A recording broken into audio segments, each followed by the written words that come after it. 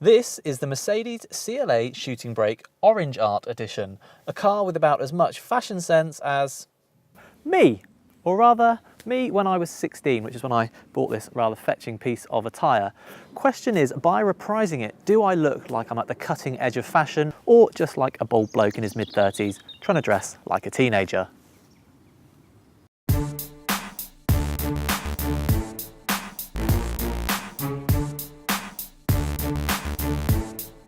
And so it is with this particular CLA shooting brake. Don't worry though, you can also order it in more conventional colour schemes.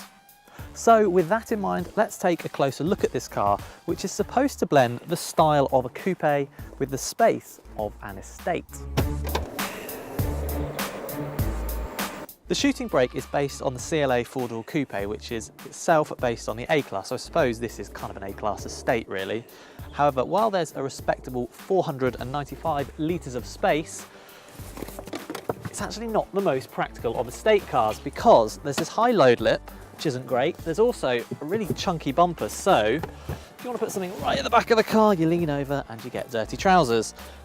Finally, of course, you can see that it's not the widest of openings. So while there's a lot of space, using it is actually not as straightforward as you might think. Thankfully, Mercedes hasn't forgotten about practicality entirely, and so the back seats do fold flat to allow you to carry longer loads. Space in the back, you can see as I shoehorn myself in, is pretty tight. I'm 5'11", this driver's seat's set for me. And look, my knees are completely wedged in here.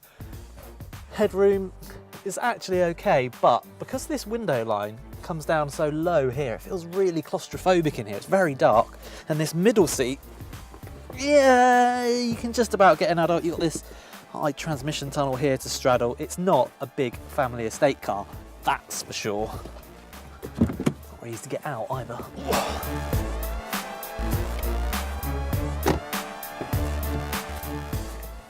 The CLA is intended to be a smaller version of the CLS shooting brake. However, in a big car like the CLS, you can get away with sacrificing some of the practicality and still have a car that's very usable, and I'm not sure that this car quite gets away with that.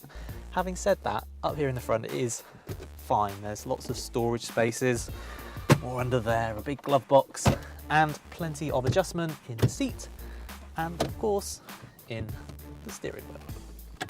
Quality for the most part is good, and although the CLA doesn't use a touchscreen, the Mercedes Command online system is quite intuitive, if hugely expensive at almost $1,900.